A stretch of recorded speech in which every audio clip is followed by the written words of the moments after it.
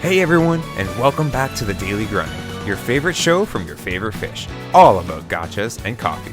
This week we've got a real... Wait a second, that's not what the title says. Deck Tech? Wait, is this the fabled debut into Magic the Gathering content teased so long ago? Why, yes it is. Welcome everyone to Salmon's Brews, my little corner to talk about my decks, your decks, and just Magic in general. Just before we start, I have a small update for you all. I know I keep putting off the teased episodes of the Daily Grind, but the truth be told is I don't think I'll ever be releasing them. I've just been way too busy to continue working on them, and I don't think I'll be able to produce them to a standard where I'm satisfied with their quality. But just to keep it completely transparent, the 2 episodes that were written and recorded were for Memento Mori and Princess Connect Redive. Check them out on your own time if you're interested, although very much sad to say that the latter has had its service ended as of a year ago. That being said, I plan on using what I learned from the Daily Grind to make this series both easier for me to make and, as a result, more content for you to consume. I'm still in the middle of a pretty big move, so if my mic sounds a little odd, I haven't got it quite set up yet, and I have a bunch of other stuff I need to deal with, but at the very least I'll be able to put out something for you guys, and it shouldn't take as long. I'm going to start with a couple deck techs, maybe talk about some cards, some brews, and maybe even brew some decks for you guys, and if I can organize it, fingers crossed, maybe some actual gameplay on the channel. That would be really, really cool. All those Shadowverse videos I've made before should come in handy here, and maybe start playing on Arena. No, just kidding. Okay, enough of the preamble, let's get right into it. This is Gala Dragalia, my Galazeth Prismari commander deck. Yes, all of my commander decks have cool names that fit the flavor and theme of them. Deal with it. This is a contender for one of, if not my favorite commander decks ever. It is an Izzet Spellslinger deck, but it cheats on mana using artifacts, kind of a little bit like Affinity. It's like if you give Lore High Artificer Urza access to red mana and just said have fun. So, Galazeth himself costs 2, a blue, and a red for a 3/4 flying Elder Dragon. He has, when Galazeth Prismari enters the battlefield, create a treasure token, and artifacts you control have tap, add 1 mana of any color, spend this mana only to cast an instant or sorcery spell.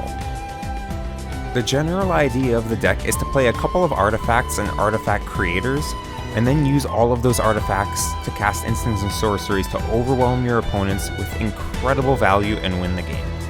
At its core, Gala Dragalia is actually a burn deck. You'll notice that in the deck list, in the description, that the deck is slightly leaning more towards red than blue, but let me actually get into the breakdown so you can see what the deck actually wants to do. First up, artifacts. The deck runs 16 artifacts, plus 1 artifact creature and 4 artifact lands. Of course, a handful of the artifacts are just ramp, like Soul Ring, Arcane Signet, and Talisman of Creativity. However, I do run a lot of utility artifacts that produce value in some capacity or another. Lightning Greaves and Swiftfoot Boots are great at protecting Galazeth, and they can also be tapped for mana while he's out. Inspiring Statuary, Unwinding Clock, and Primal Amulet are all great ways to ramp up really, really fast. Cards like Tome of Legends and Treasure Map provide incremental value, and with the latter being so valuable to the deck that I would keep any opening hand so long as I had a Treasure Map and 2 lands. I'm not even joking, it might be the artifact card that carries the entire deck. Lastly, there are a couple of artifacts that Galazeth can truly take advantage of, namely Howling Mine and Trinisphere.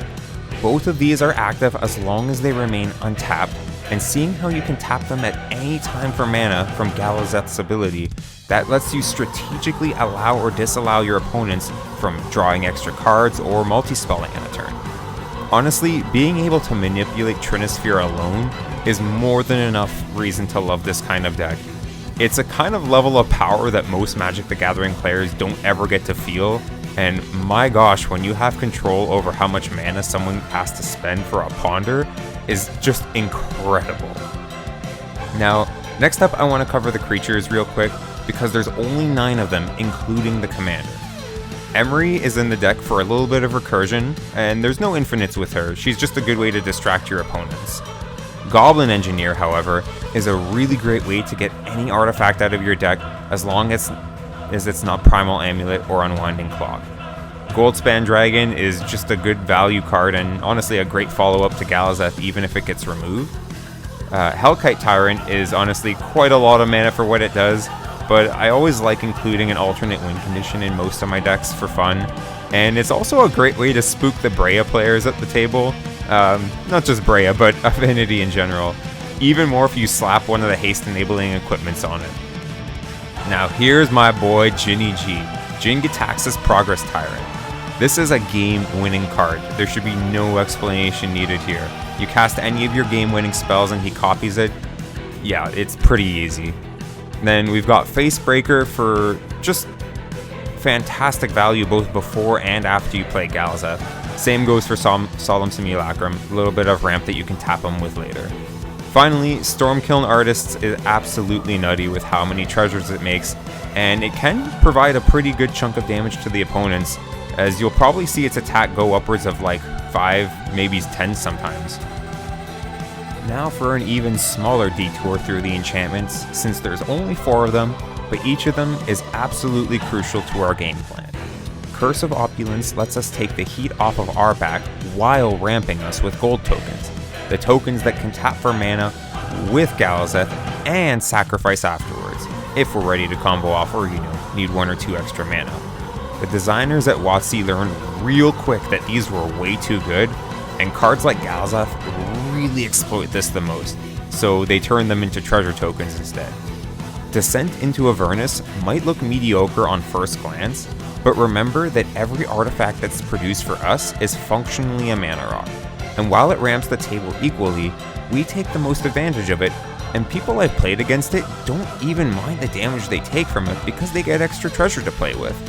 All the while, the whole table is taking more and more incidental burn damage each turn, and that really adds up and makes us going for the combo kill at the end so much easier.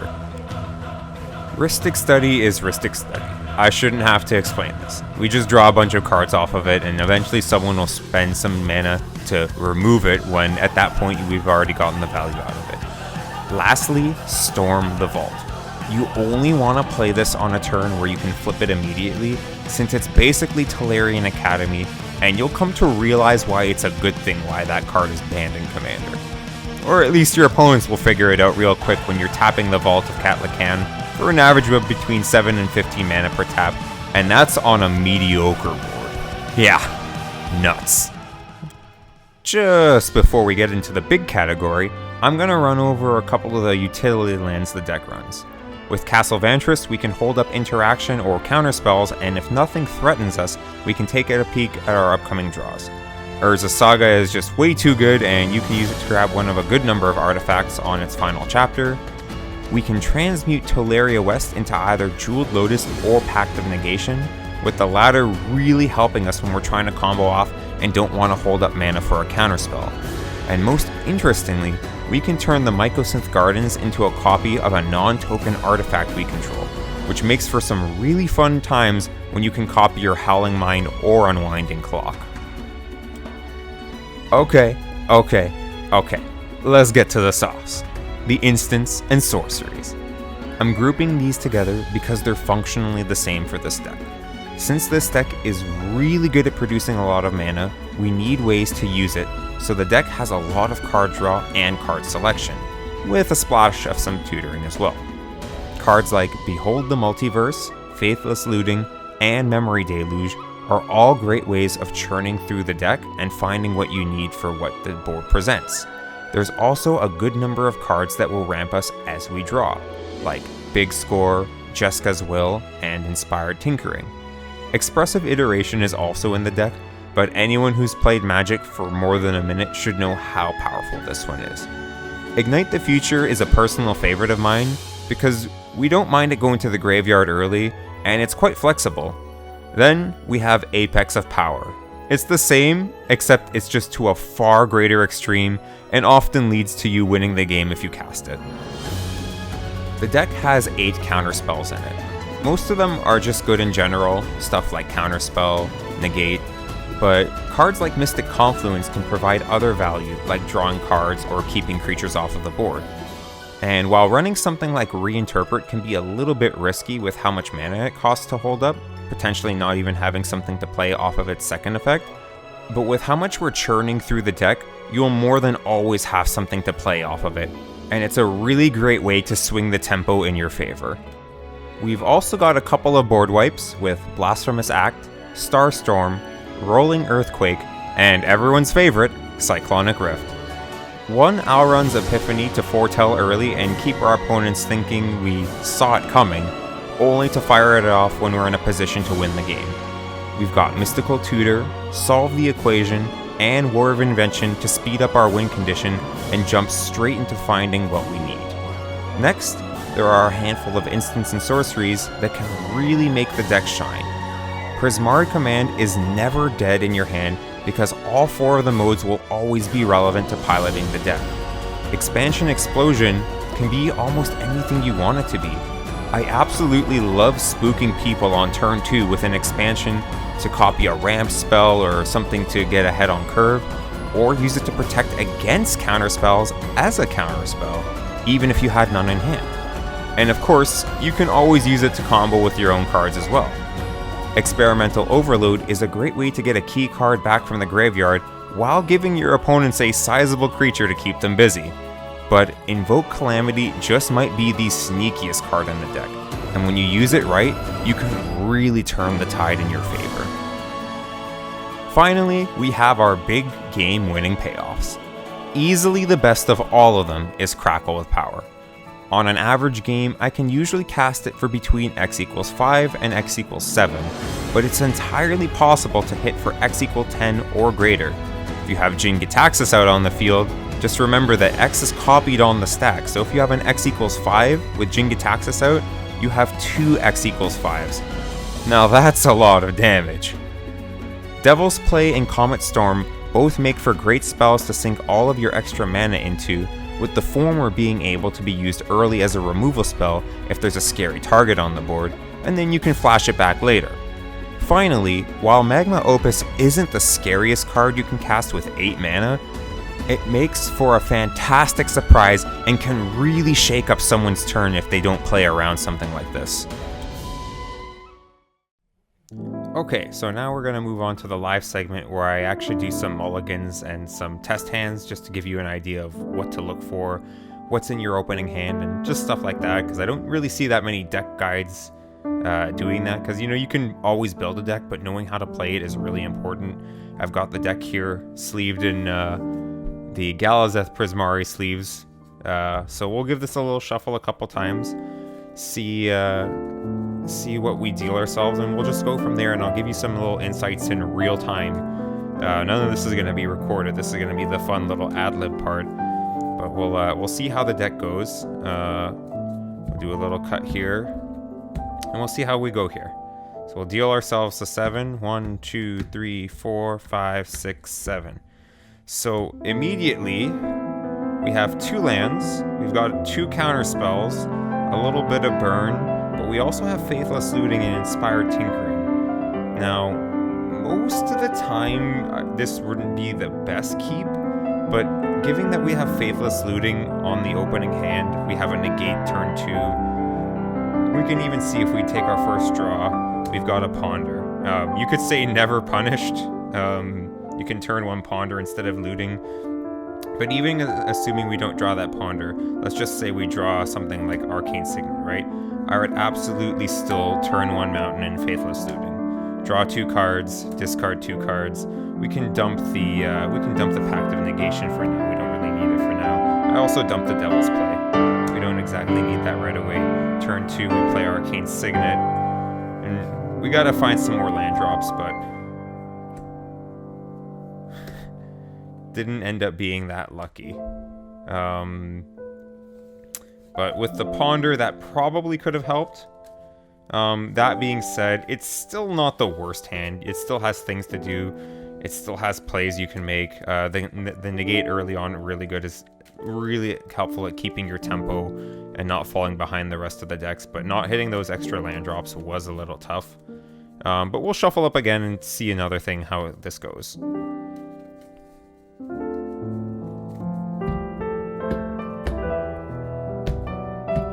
Alright, let's deal ourselves some 7. 4, 5, 6, 7. So what do we have in this opening hand? We've got Experimental Overload, Apex of Power, Alrund's Epiphany, Primal Amulet, and 2 lands. Absolutely not a keep. Nothing to do.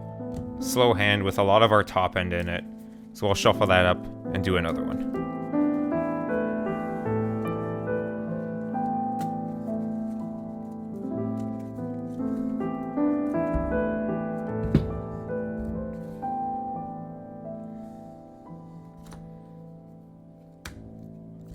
Alright, what do we have in this one?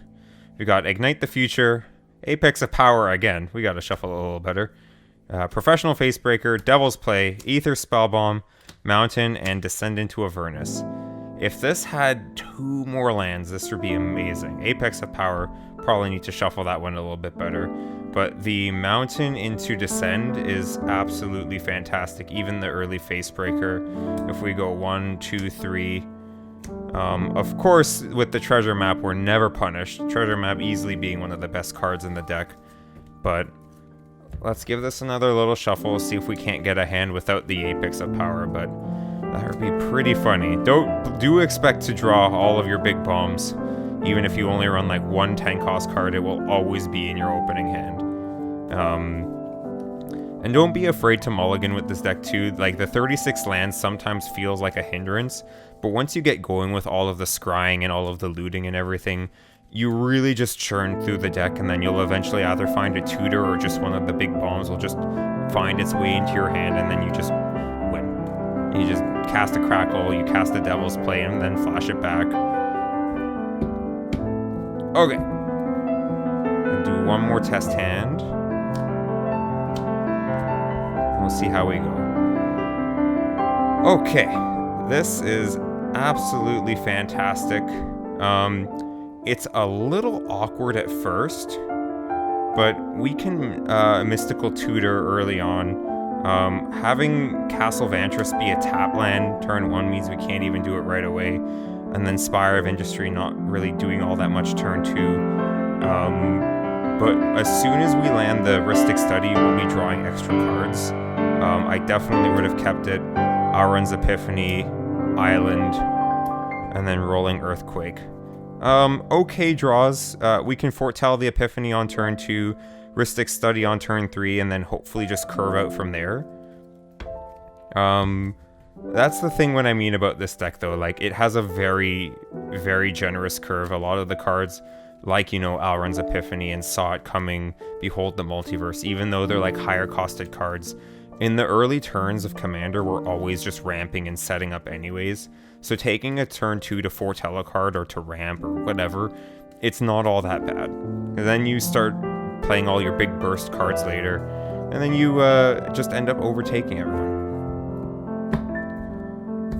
Alright, let's see if we can't just get an absolute nuts hand. See what a good high roll looks like. Oh, baby, that's what I'm talking about. So, this hand, is 4 lands, a Blasphemous Act, Solemn Simulacrum, very nice too, a beautiful Galaxy foil. See if we can't get the camera to focus on it. Sorry, it's a little dark. I haven't got everything set up yet. But I promise for the next one, it'll look a lot nicer, and I'll have my proper overhead light so you can see a little bit better. Yeah. So, I never went over this in the deck tech, but Witching Well, this is a personal favorite. You can cut it. It's just, I absolutely love this card from Original Eldraine. And to be honest, it's a really good 1-drop too. This is an easy keep. So unlike those other hands where we only had the 2 lands, this 4-lander plus the, like, I would keep the 4-lander plus the Witching Well. You can ignore these. I'll keep this, because we get to our commander, we cast it, and the Witching Well helps smooth out our curve. So let's even play this out really smoothly. We draw for our first turn, Swiftfoot Boots. We'll play the island, and we'll play Witching Well, which lets us scry 2. 1, 2. So that Stormkiln is actually quite tempting, but we also have that Solemn Simulacrum. And I think given that we also have the Swiftfoot Boots, we can get out Galazeth early. I'm going to put the Talisman on top and the Storm on the bottom. Because now what we can do is when we go turn 2, we can play the Talisman. Turn 3, we play Solemn Simulacrum. We can even go as far as playing the Curse of Opulence on turn 3 and really just screwing someone over for the whole game, because we'll just get a massive amount of gold from that, which we can just add a huge amount of mana. But assuming we get that, and then when it dies we draw a card, but we draw that next turn. Now it's we have 4 lands because of the Solemn Simulacrum. We play Galazeth. Now we have 4 treasure tokens. We could immediately go into something like Jeska's Will for 3. Or sorry, not 4 treasure tokens, 4 artifacts. So let's even just say we go right into Jeska's Will. Exile the top 3. 1, 2, 3. Pretty rough to hit 2 lands, but making all that mana means that we can Mystical Tutor and then probably play the Curse of Opulence as well. And just like that, even the Mystical Tutor, you can really, you can fetch one of the Impulse draw cards like Inspired Tinkering or Ignite the Future, just like to keep spinning the gears until you're really ready to combo off, because I think that turn 5 we weren't really quite ready, but that's just a little example of how the deck can go. That last hand, funny enough, was the best one, just to have so much tempo and so many things you can do with it. And yeah, let's get back into the outro and we'll wrap this up. And that, my friends, is Gala Dragalia. What do you think? Right from the moment this card was spoiled in Strixhaven, I immediately fell in love with it and knew this had to be the face of my very own Izzet deck. The deck itself is quite strong and surprisingly resilient too, although I have been tuning it for a couple of years now. If you liked what you saw, the deck list will be in the description if you feel like taking a closer look or giving it a spin yourself. That being said, I'd like to hear from you now. While I have plans for the next deck tech video already, I also want to make my own versions of your favorite decks and commanders as well. I've already done this one for a friend of mine with Radagast the Brown, and I just might make a video for that too, but that'll have to wait. Thanks again for joining me on this debut episode of Salmon's Brews. I'll catch you in the next one. Until then, stay safe and have yourselves a damn good one.